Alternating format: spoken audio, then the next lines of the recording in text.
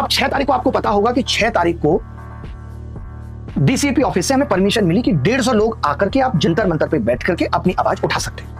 तो मैं ये चाहता हूं कि उन 150 लोगों में हमारे साथ देश के बड़े आईएएस आईपीएस ऑफिसर जो रिटायर हो चुके हैं, जो इस खराब सिस्टम को बहुत अच्छे से समझते हैं, मैं ऐसे लोगों को इन्वाइट करना चाहता हूं, कहना चाहता हूं, आह्वान करना चाहता हूं कि आप सबसे हाथ जोड़ के रिक्वेस्ट है कि आप हमारे साथ आएं और बैठें और सरकार से हमारे साथ मिलकर के सवाल पूछें, क्योंकि आप इस सिस्टम को बहुत बेहतर से समझते हैं। मैं देश के उन एमपी से रिक्वेस्ट करना चाहता हूं जो सच में इसीलिए एमपी बने कि हम समाज को सुधारना चाहते हैं। जब सब ऐसे लोग साथ आएंगे तभी शायद कुछ बात बनेगी। मैं देश के विपक्ष के नेता राहुल गांधी जी से भी ये कहना चाहता हूं कि आप भी इस आवाज को बुलंद करें, सबके साथ आके सवाल पूछें। ये सच में सही वक्त है जब सिस्टम को सुधारा जा सकता है। हम अब और कितना इंतजार करेंगे? मैं ये चाहता हूं कि मेरे लिए लड़ाई आखिरी हो।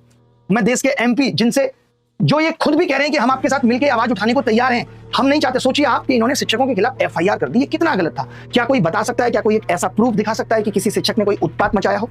कोई बता सकता है किसी से गलत शब्द का इस्तेमाल किया हो जिसके बेसिस पे आपने एफआईआर कर दी? अगर दम है तो एफआईआर करिए। जो लोग ये करप्शन कर रहे हैं उसके लिए एफआईआर कराने के लिए लोग चिल्लाते रहते हैं, पेपर लीक हो गया है, ये पेपर माफिया है जिसने लीक किया है, और सालों तक एफआईआर नहीं हो पाती है। और यहाँ एक शिक्षक जो आराम से अपनी आवाज उठा रहा था, आपने उसको डिटेन करके पुलिस थाने में बिठा दिया। और कब तक आप ऐसे आवाज दबा देंगे?